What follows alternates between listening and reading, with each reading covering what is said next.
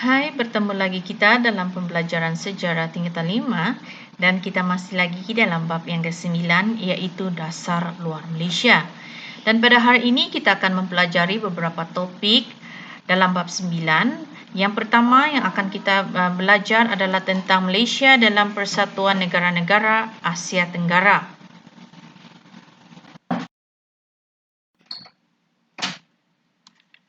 Kita mulakan dengan Malaysia dalam Persatuan Negara-Negara Asia Tenggara ataupun yang dikenali sebagai ASEAN. Malaysia sangat memberikan perhatian yang serius dalam hubungannya dengan negara serantau. Ini kerana keselamatan Malaysia tidak akan terjamin selagi jirannya hidup berpecah belah. Baik, kita lihat pelibatan Malaysia dalam ASEAN.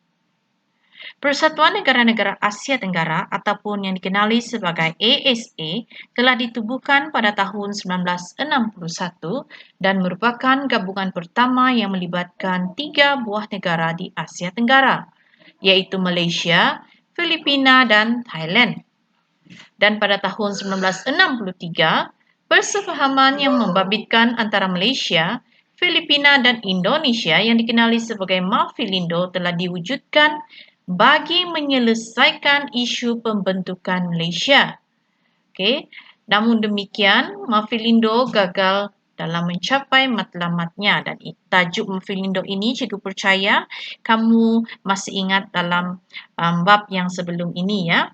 Baik, yang seterusnya dalam usaha untuk meningkatkan lagi semangat setia kawan dan keserantauan maka diwujudkan ASEAN iaitu pada 8 Ogos 1967. Pada peringkat awal, pertubuhan ini hanya dianggotai oleh 5 negara iaitu Malaysia, Indonesia, Singapura, Filipina dan juga Thailand. Kemudiannya ASEAN menerima 5 lagi anggota baharu iaitu Brunei, Myanmar, Laos, Kemboja dan Vietnam. Dan penubuhan ASEAN dianggap sebagai kejayaan cemerlang terhadap dasar luar Malaysia.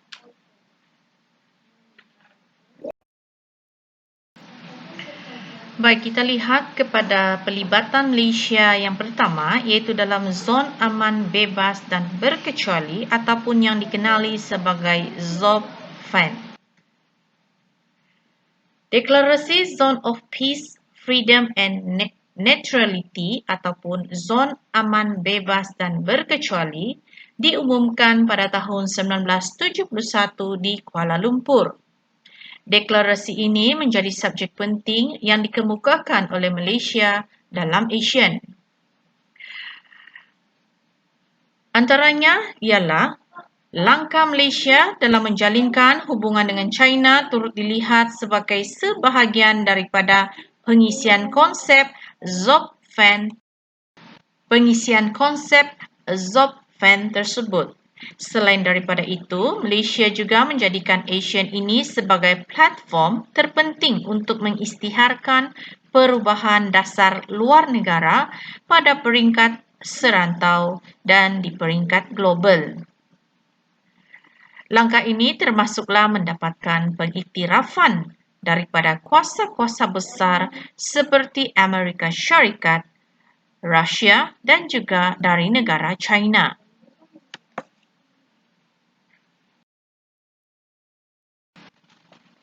Baik, Malaysia juga terlibat di dalam menyelesaikan konflik serantau, di mana Malaysia sangat aktif dalam mencari penyelesaian dalam konflik politik yang berlaku di Indo-China, terutamanya di Vietnam dan juga Kemboja, kerana dibimbangi akan menjejaskan kestabilan rantau Asia Tenggara.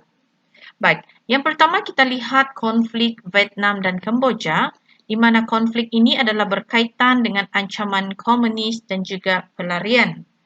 Dan pada masa ini negara kita Malaysia menyuruh agar kuasa-kuasa besar tidak campur tangan.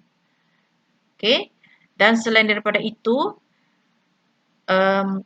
isu Kemboja berjaya diselesaikan melalui pilihan raya pada tahun 1993. Dan pada masa ini juga, Malaysia turut menghantar pasukan pengaman di bawah PBB dalam misi UNTSC.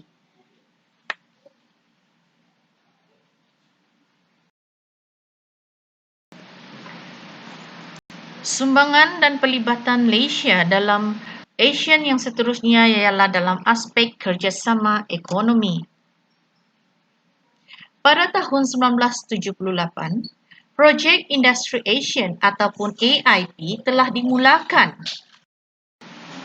Antara projek yang berjaya termasuklah pengeluaran baja Urea di Indonesia pada tahun 1984 dan di Malaysia pada tahun 1986.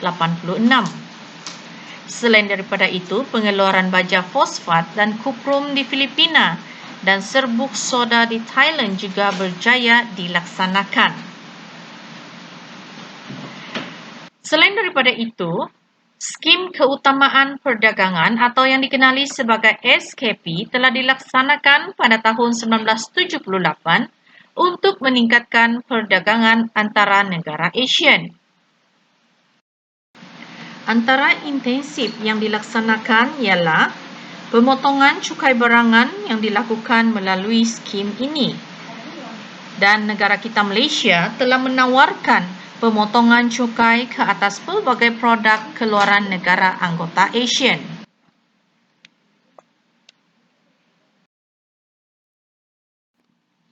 Sumbangan dan pelibatan Malaysia yang seterusnya ialah dalam aspek kerjasama sosial. Malaysia menjalinkan kerjasama sosial melalui penubuhan Southeast Asian Ministers of Education Organizations ataupun Pertubuhan Menteri-Menteri Pendidikan Asia Tenggara. Kerjasama dalam semua bidang yang berkaitan dengan pendidikan, pertukaran pelajar dan menubuhkan The Regional Centre for Education in Science and Mathematics yang ditubuhkan di Pulau Pinang, Malaysia. Selain daripada itu, kerjasama dalam bidang kebudayaan juga dilaksanakan seperti mengadakan festival kebudayaan dan kesenian melalui penubuhan tabung kebudayaan ASEAN. Yang seterusnya ialah pelaksanaan Sukan C, di mana sukan ini dilaksanakan untuk menjalinkan permufakatan dan kerjasama negara anggota ASEAN melalui sukan. Baik murid-murid, sebentar tadi kita telah mengetahui dan mempelajari pelibatan Malaysia dalam Persatuan Negara-Negara Asia Tenggara ataupun ASEAN.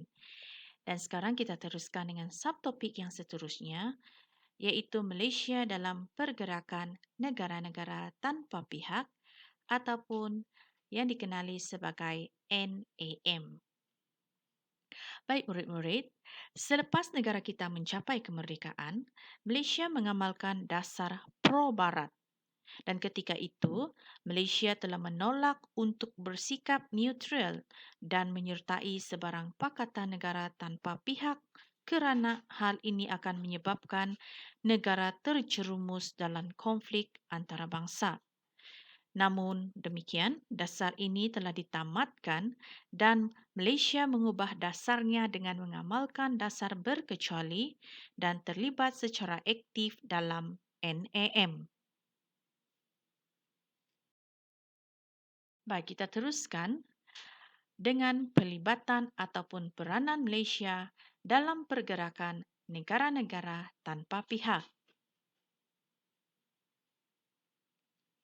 Penyertaan Malaysia dalam NAM sebenarnya telah bermula dengan kehadiran Muhammad Ghazali Shafie, iaitu Setiausaha Tetap Kementerian Luar Negeri dalam mesyuarat penyediaan bagi sidang kemuncak di Dar es Salaam, Tanzania pada bulan April 1970.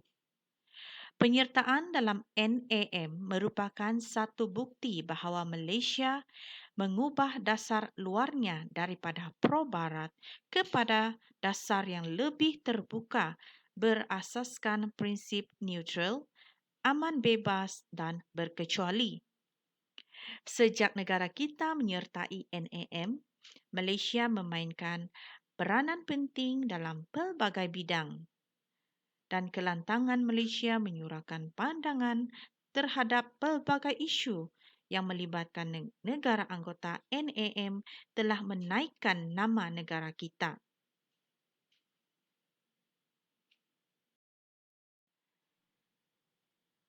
Yang seterusnya, kita akan mempelajari dan mengetahui apakah peranan Malaysia dalam pergerakan negara-negara tanpa pihak ini.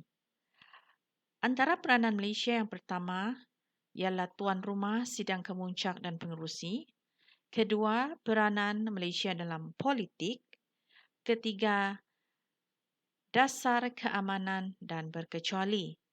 Baik murid-murid, kita akan lihat satu persatu peranan Malaysia ini.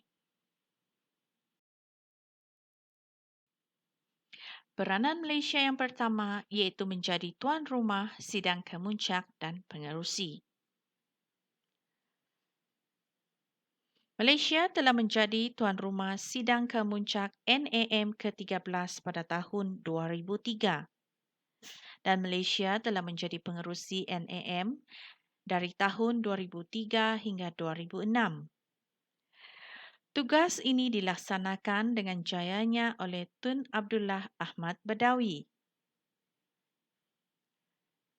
Deklarasi Kuala Lumpur menyatakan sikap NAM terhadap isu Palestin serta serangan Amerika Syarikat ke atas Iraq. Serangan Amerika Syarikat ke atas Iraq ini dianggap sebagai satu pencerobohan kuasa besar terhadap negara kecil. Dan Malaysia telah berusaha meningkatkan tahap kemajuan dan pembangunan anggota NAM serta bekerjasama agar menjadi sebuah organisasi yang dihormati. Seterusnya ialah peranan Malaysia dalam NAM dalam aspek politik. Malaysia sangat lantang menyuarakan isu pencerobohan terhadap hak asasi manusia dan negara lain seperti isu apartheid serta Bosnia dan Herzegovina. Dan Malaysia telah menjadikan NAM sebagai platform untuk menyuarakan sikap Malaysia terhadap isu apartheid, iaitu dasar apartheid yang ataupun isu apartheid yang merujuk kepada pemisahan antara kaum kulit putih dengan kaum kulit hitam di Afrika Selatan yang telah berlaku dari tahun 1948 hingga tahun 1999.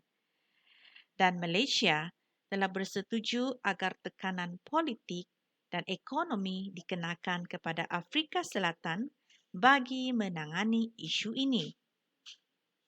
Selain daripada itu, Malaysia juga membangkitkan isu berkaitan dengan Bosnia dan Herzegovina yang sedang ditekan oleh Serbia pada sidang kemuncak NAM di Jakarta, Indonesia pada tahun 1992. Kedudukan Yugoslavia sebagai salah sebuah negara pengasas NAM telah digantung daripada pertubuhan ini. Tindakan menggantung keahlian Yugoslavia merupakan hasil kejayaan bersama Malaysia dan negara anggota yang lain. Dan pada masa ini juga, semasa tekanan Serbia ke atas Bosnia dan Herzegovina ini, negara kita menerima sejumlah pelarian daripada dua buah negara ini, iaitu dari Bosnia dan juga Herzegovina. Okay. Seterusnya ialah peranan Malaysia iaitu dalam dasar keamanan dan berkecuali. Sejak pelibatan Malaysia dalam NAM, suara serta pandangan Malaysia yang meminta agar rantau Asia Tenggara diterima sebagai sebuah kawasan berkecuali sering diutarakan. Antaranya ialah Malaysia berpandangan bahawa negara kuasa besar seperti China, Rusia dan juga Amerika Syarikat perlu mengakuinya serta tidak campur tangan atau memberikan tekanan kepada negara di rantau tersebut. Selain daripada itu, dalam isu kawalan senjata nuklear, Malaysia telah menandatangani pengisytiharaan Lusaka pada tahun 1970 sebagai iltizam NAM mendesak pengharaman senjata tersebut. Baik murid-murid, kita dapat simpulkan di sini bahawa kita dapat melihat negara kita Malaysia sangat memainkan peranan yang penting dan memberikan signifikan yang penting yang berkesan sejak menyertai NAM. Kelantangan Malaysia menyuarakan pandangan bukan sahaja telah menaikkan nama negara, tetapi juga telah membolehkan negara ini dihormati oleh negara lain. Jadi murid-murid sebagai rakyat Malaysia, kita sebagai rakyat Malaysia, wajarlah kita berasa bangga akan pemimpin yang berusaha mengekalkan hubungan luar dengan negara lain bagi menjamin keamanan dan kesejahteraan dunia pada masa kini dan masa akan datang. Seterusnya, topik yang terakhir dalam bab 9 ini ialah tentang Malaysia dalam Pertubuhan Kerjasama Islam ataupun yang dikenali sebagai OIC. Baik.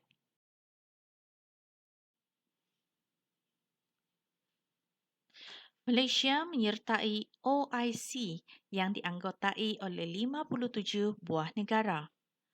Pertubuhan ini telah ditubuhkan pada 25 September 1969 bersempena dengan Persidangan Dunia Islam pertama di Rabat Maghribi ketika memuncaknya serangan ganas terhadap Masjid Al-Aqsa oleh puak Zionis.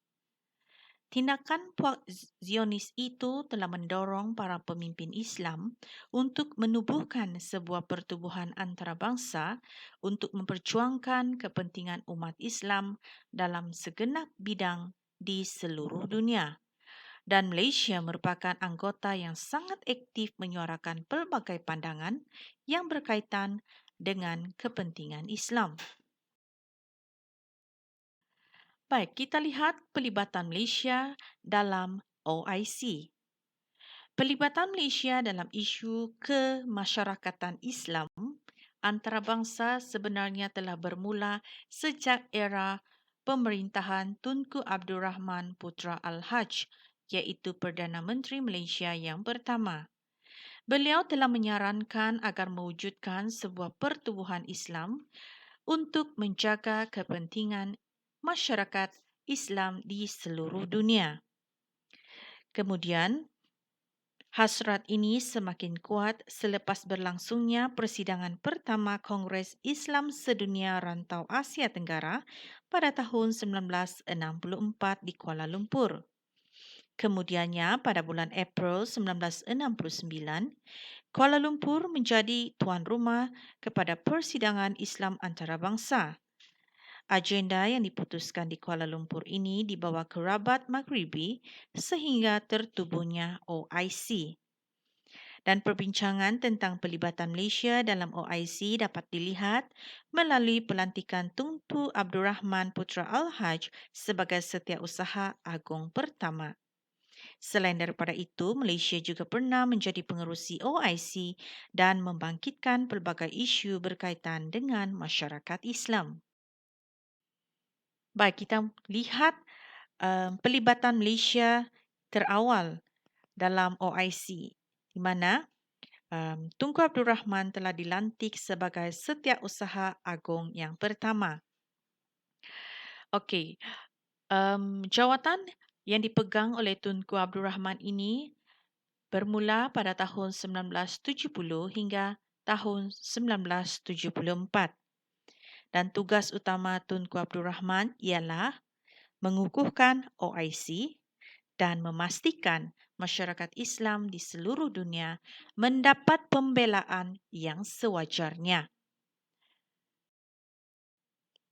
Yang seterusnya ialah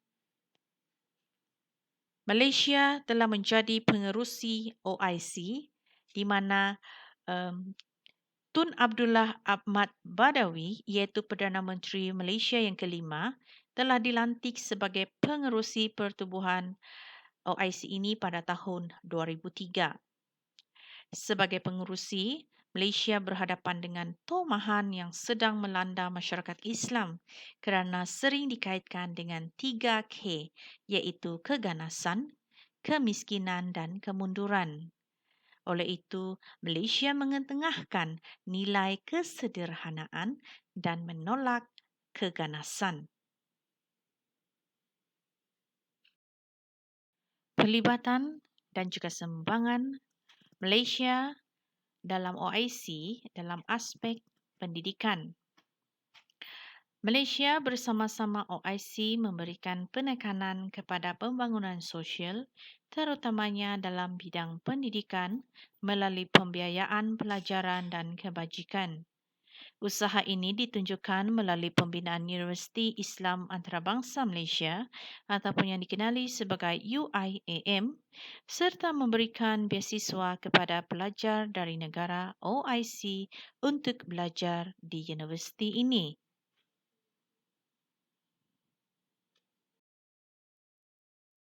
Sumbangan dan juga pelibatan Malaysia dalam OIC yang seterusnya ialah dalam menangani isu politik negara Islam.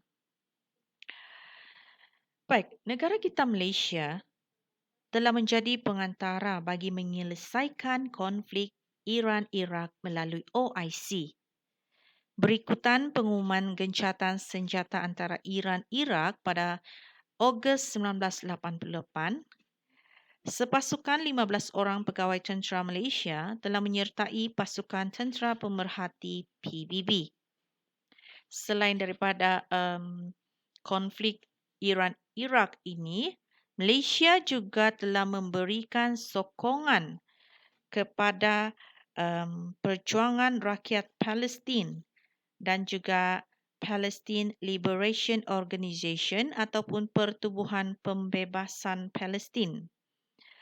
Dan Malaysia telah menjadi tuan rumah bagi persidangan keserantauan Asia berkaitan dengan Palestin di Kuala Lumpur pada bulan Mei 1983. Dan pada masa ini negara kita sangat menyokong hak rakyat Palestin bagi menentukan nasib sendiri termasuklah hak mereka untuk mempunyai sebuah negara yang merdeka.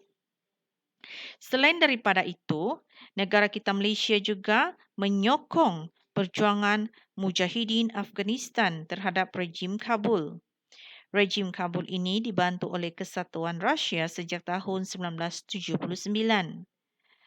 Negara kita Malaysia telah membenarkan Mujahidin Afghanistan ini membuka pejabat perwakilannya di Kuala Lumpur pada tahun 1984.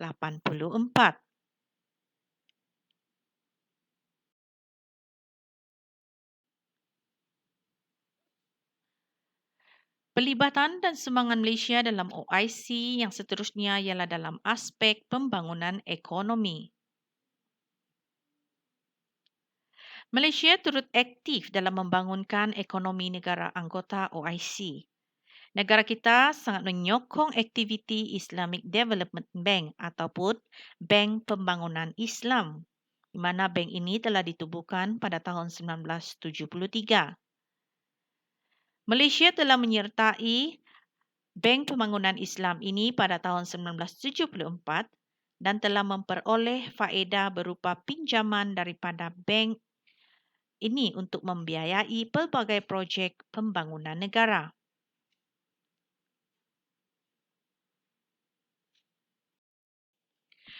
Penubuhan Bank Pembangunan Islam ini turut membawa kepada perkembangan penting dalam sistem perbankan Islam melalui penubuhan bank Islam di serata dunia seperti Dubai Islamic Bank iaitu yang ditubuhkan pada tahun 1975, Islamic Bank of Bahrain pada tahun 1979 dan Bank Islam Malaysia Berhad pada tahun 1983. Baik, jadi murid-murid kita dapat simpulkan di sini bahawa kita dapat lihat Peranan Malaysia di dalam OIC ini sangat memberikan manfaat dan juga memberikan manfaat kepada bukan saja kepada negara Malaysia tetapi kepada semua negara-negara Islam. Dan kita dapat nampak dan lihat kerjasama antara negara OIC ini adalah untuk memastikan masyarakat Islam di seluruh dunia ini dapat memperoleh manfaat sama ada dalam bidang ekonomi, politik ataupun sosial. Dan kita juga harus berbangga bahawa pemimpin-pemimpin negara kita telah berjaya mengangkat nama negara Malaysia di persada dunia.